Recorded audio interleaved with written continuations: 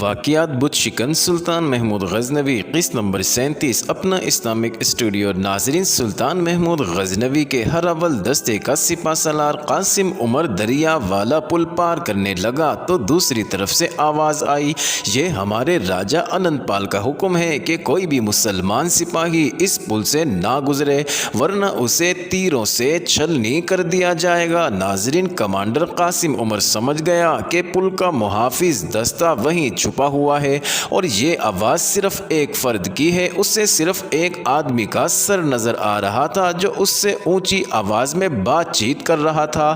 قاسم نے اپنے باقی سپاہیوں کو پل سے پیچھے بھیج دیا اور خود 2 سپاہیوں کو ساتھ لے کر دوسرے کنارے پر چلا گیا۔ وہاں پر موجود اس ایک ہندو فوجی نے قاسم کو بڑے رعب سے مخاطب کرتے ہوئے پوچھا کہ وہ ان سواروں کو پل سے کیوں گزار رہا ہے۔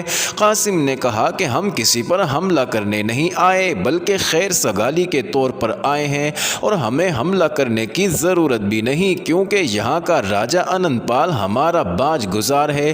ہندو فوجی نے کہا کہ جو راجہ تمہارا باج گزار ہے اسی نے ہمیں یہاں تعینات کیا ہے اور اسی نے ہمیں کہا ہے کہ مسلمانوں کی فوج آ رہی ہے، اسے اس پل سے گزرنے نہ دیا جائے۔ ناظرین، قاسم نے کہا کہ تمہارا راجہ تو یہاں ہو نہیں سکتا، وہ یا تو لاہور میں ہوگا یا پھر بٹنڈا میں ہوگا۔ ہندو فوجی نے کہا کہ ہمارا راجہ یہاں سے 7 میل دور پڑاؤ کیے ہوئے ہیں، اگر ان سے اجازت لینی ہے تو اپنے سلطان کو یا اپنے وزیر کو ان کے پاس بھیجو۔ قاسم نے کہا کہ اس وقت میں ہی سلطان ہوں اور میں ہی وزیر ہوں، مجھے اپنے راجہ کے پاس لے چلو، میں واپس نہیں جاؤں گا۔ اگر تم نے مجھے روکنے کی کوشش کی تو میں تمہارے ان تیر اندازوں سے نہیں ڈروں گا جو یہاں پہاڑوں کے پیچھے چھپے ہوئے ہیں۔ ہم پلوں کے بغیر بھی دریا پار کرنا جانتے ہیں، ایک غلط حکم پر اپنی جانیں ضائع نہ کرو۔ ناظرین، وہ ہندو فوجی قاسم کو اپنے ساتھ لے گیا۔ قاسم ادھر ادھر دیکھتا ہوا جا رہا تھا، اسے چٹانوں پر تیر انداز پھیلے ہوئے نظر آئے۔ ان چٹانوں کو عبور کر کے آگے نکلے تو اسے راجہ انند پال کی فوج کے خیمے نظر آنے لگے۔ قاسم اس زمین کے خد و خال کو دیکھتا گیا، اسے محسوس ہو رہا تھا کہ انہیں یہاں لڑنا پڑے گا، اس لیے زمین سے واقفیت ضروری تھی۔ اس ویرانے میں راجہ کی موجودگی بتا رہی تھی کہ اس کی نیت ٹھیک نہیں ہے۔ ناظرین، ہرے بھرے درختوں نے ایک جگہ کو خوبصورت مرقع بنا رکھا تھا، وہاں درختوں کے نیچے ایک اعلیٰ طرز کا شاہی خیمہ لگا ہوا اور درختوں کی چھاؤں نے اس خیمے کو چاروں طرف سے گھیر رکھا تھا۔ خیمہ شاہی طرز کا تھا، اسی خیمے میں قاسم کو لے جایا گیا۔ قاسم اندر داخل ہوا تو وہ حیران رہ گیا، خیمہ کسی شاہی محل سے کم نہ تھا اور وسیع کشادہ خیمے کو خوب آراستہ کیا گیا تھا۔ خیمے میں ایک اونچی مسند تھی جس پر راجہ انند پال براجمان تھا، 2 خوبصورت دوشیزائیں نرم و نازک ہاتھوں میں مورچل لیے چل رہی تھی، دائیں بائیں راجہ کے مشیر اور وزیر کھڑے تھے۔ ناظرین، اسے قاسم کی آمد کی اطلاع پہلے ہی دے دی گئی تھی، راجہ کے چہرے پر رعونت تھی۔ اس نے اسی رعونت کے ساتھ قاسم سے پوچھا، کیا تمہارا سلطان دریا عبور کرنے کی اجازت چاہتا ہے؟ وہ کیوں آ رہا ہے اور کہاں جا رہا ہے اور کیوں جا رہا ہے؟ قاسم نے مروب ہونے کی بجائے دیدہ دلیری سے راجہ کو مخاطب کرتے ہوئے کہا کہ آپ ہمارے باج گزار ہیں اور آپ نے ابھی تک تاوان بھی ادا نہیں کیا ہے، معاہدے کے مطابق آپ ہمارے مطیع ہیں، آپ یہ پوچھنے کے حق سے محروم ہیں کہ سلطان کیوں دریا پار کرنا چاہتا ہے۔ میں آپ کو یقین دلاتا ہوں کہ ہماری فوج آپ پر حملہ کرنے نہیں آ رہی، ہم امن اور اطمینان سے گزر جائیں۔ ناظرین، راجہ انند پال نے کہا کہ ہم تمہاری گستاخی کو معاف کرتے ہیں، ہم کسی کے باج گزار نہیں ہیں، معاہدہ کرنے والا میرا باپ تھا، وہ مر گیا ہے، تمہارے سلطان نے مجھے شکست نہیں دی تھی، میں کوئی تاوان ادا نہیں کروں گا۔ اپنے سلطان سے کہنا کہ میں اچھی طرح جانتا ہوں کہ تم اپنی فوج کہاں لے جا رہے ہو، ہم تمہیں ملتان کا اڈا بنانے نہیں دیں گے، ہماری نظریں ان پہاڑوں کو چیر کر دیکھ لیا کرتی ہیں کہ ان کے پیچھے کیا ہو رہا ہے، ہم تمہیں بتا سکتے ہیں کہ تمہارا سلطان اس وقت کہاں ہے اور کیا کر رہا ہے اور اس کے ساتھ کتنی فوج ہے، اسے کہو کہ وہ واپس چلا جائے، ہم اس کے مطیع نہیں ہیں، اسے اگر دریا پار کرنے کی اجازت چاہیے تو وہ خود ہمارے پاس آئے۔ ناظرین، قاسم نے کہا کہ ہم اپنے سلطان کو ایسے اوچھے راجا کے دربار میں نہیں آنے دیں گے جس کی گردن غرور کی وجہ سے اکڑی ہوئی ہو اور وہ غرور اور تکبر اور اکڑ کر بات کرتا ہو۔ اگر وہ آنا بھی چاہیں تو میں انہیں نہیں آنے دوں گا۔ ناظرین، ایک درباری نے کہا کہ تمیز سے بات کرو، تم ہمارے مہاراج اور راج کی توہین کر رہے ہو۔ اس نے راجا کی جانب داد طلب نظروں سے دیکھا۔ راجا مسکرا رہا تھا۔ راجا نے قاسم سے کہا، تم جا سکتے ہو، ہم تمہاری جوانی پر رحم کرتے ہیں، اس پل پر پھر کبھی قدم رکھنے کی جرت نہ کرنا۔ اگر تمہارا سلطان لڑنے کی نیت سے آیا ہے تو اسے جا کر کہہ دو ہم لڑنے کے لیے تیار ہیں، وہ دریا پار کرنے کی جرت تو کرے۔ قاسم نے راجا کو دھوکہ دینے کی کوشش کرتے ہوئے کہا کہ ہم لڑنے نہیں آئے ہیں اور نہ ہی سلطان کا ایسا کوئی ارادہ ہے، اور جب ہم لڑنے آئیں گے تو پھر آپ سے دریا پار کرنے کی اجازت نہیں لینے آئیں گے، ہم آ جائیں گے مگر اب ہم واپس جا رہے ہیں۔ ناظرین، قاسم راجا کے دربار سے نکل کر اپنے ہراول دستے میں چلا گیا اور انہیں ساری صورتحال سے آگاہ کیا اور انہیں کہا کہ مجھے سلطان کو ساری صورتحال کی اطلاع دینی ہے۔ اس لیے قاسم نے اپنی واپسی تک ہراول کے اپنے نائب کو ذمہ داری سونپی کہ وہ ہراول کا خیال رکھے، پل پار نہ کرے اور یہاں سے ہی دشمن کی نقل و حرکت پر نظر رکھے۔ قاسم ہراول کی ذمہ داری اپنے نائب کو سونپ کر 2 سپاہیوں کے ساتھ سلطان کی طرف روانہ ہو گیا۔ سلطان محمود ایک جگہ پڑاؤ کیے ہوئے تھا۔ قاسم پڑاؤ میں پہنچا اور سیدھا سلطان کی خدمت میں حاضر ہو گیا اور سلطان کو ساری صورتحال اور راجا انند پال سے ہونے والی گفتگو تفصیل سے بتا دی۔ ناظرین، سلطان نے کہا کہ واقعی تم نے راجا انند کو کہا کہ ہم لوگ لڑائی کرنے نہیں آئے؟ قاسم بولا، جی سلطان، میں نے ایسے ہی اس کو کہا تھا۔ سلطان نے قاسم سے کہا کہ میں تمہاری دانشمندی کی داد دیتا ہوں، اسے ایسا ہی دھوکہ ملنا چاہیے تھا۔ میں آج رات ہی دریا عبور کروں گا، تمہارا ہراول پل کے پاس پہاڑوں میں چھپا رہے گا، تمہاری مدد کے لیے ایک اور دستہ بھی آ جائے گا، باقی فوج کسی اور جگہ سے دریا عبور کرے گی اور انند پال پر حملہ کرے گی۔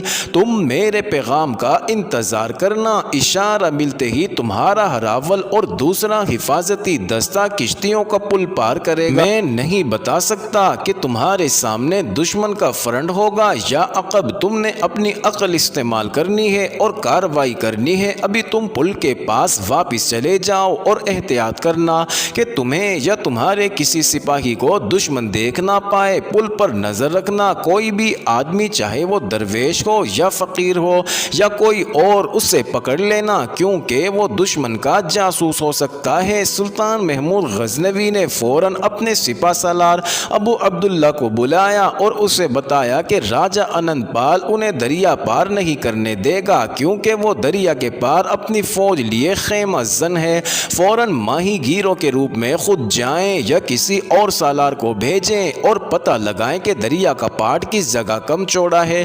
مجھے آج رات ہی دریا عبور کر کے راجا انند پال پر حملہ کرنا ہے۔ ناظرین، سلطان نے قاسم عمر سے دریا پار کی زمین کے خد و خال کی تفصیل بھی معلوم کر لی تھی۔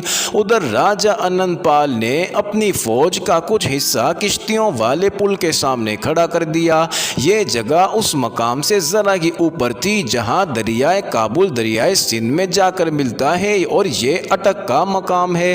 ناظرین، مشہور تاریخ دانوں جن میں فرشتہ عتبی اور گردیزی قابل ذکر ہیں لکھتے ہیں کہ سلطان کی فوج نے اوپر جا کر اس جگہ سے دریا عبور کر لیا جہاں دریا کا پاٹ کم چوڑا اور گہرائی بھی کم تھی۔ صبح کا اجالا نکھرنے سے پہلے سلطان کی فوج دریا عبور کر گئی۔ انہی تاریخ دانوں نے لکھا ہے کہ یہ بہار کا موسم تھا۔ راجا انند پال کو توقع نہیں تھی کہ مسلمانوں کی فوج اتنی جلدی دریا عبور کر لے گی۔ وہ بے خبری کی نیند سویا ہوا تھا جب مسلم فوج نے سلطان محمود غزنوی کی قیادت میں راجا انند پال پر حملہ کیا۔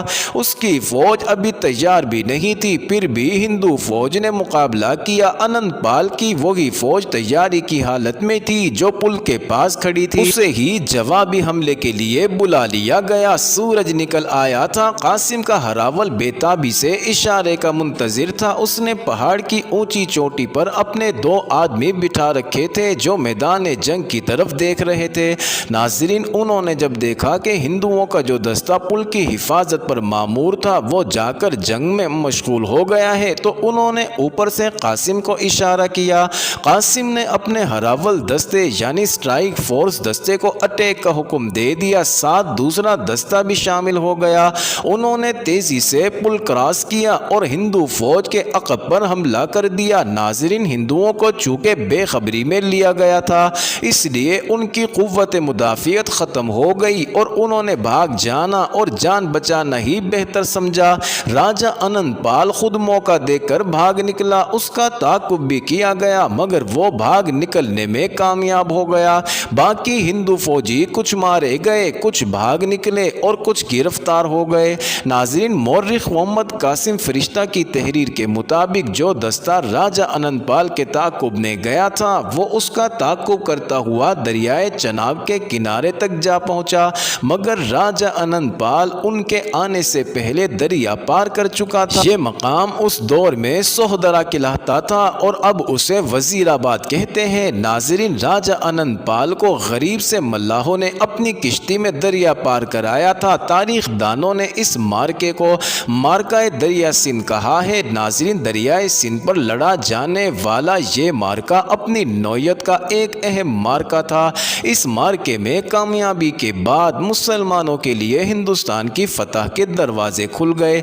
मार्के में हिंदू भगोड़ी फौज का ताक़ुब करते हुए सुल्तान की अपनी फौज भी बिखर गई थी, मगर सुल्तान ने हर तरफ कासिद दौड़ाकर अपनी फौज को दरियाए जहलम के मशरकी किनारे पर जमा कर लिया। सुल्तान महमूद गजनवी ने अपने सालारों को बुलाया और कहा कि मैं ये चाहता हूँ कि हमारी बज्जी राय की फौज से कोई टक्कर ना हो, क्योंकि इस मार्के में हमारी फौज थक भी चुकी है और हमारे पास अब सामान भी पहले से ज़्यादा हो गया है।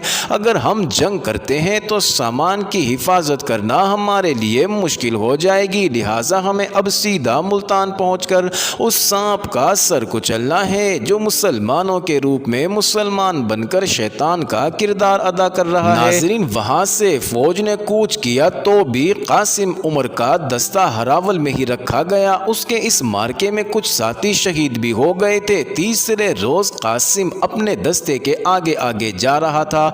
उसके साथ उसी इलाके के 2 गाइड भी थे, वो भी घोड़ों पर सवार थे। कासिम को 400-500 गज दूर एक आदमी घोड़े पर सवार खड़ा नजर आया और कासिम के दस्ते को देख रहा था। उस शख्स ने कासिम के दस्ते को देखकर घोड़ा वापस मोड़ा और घोड़े को एड़ लगा दी।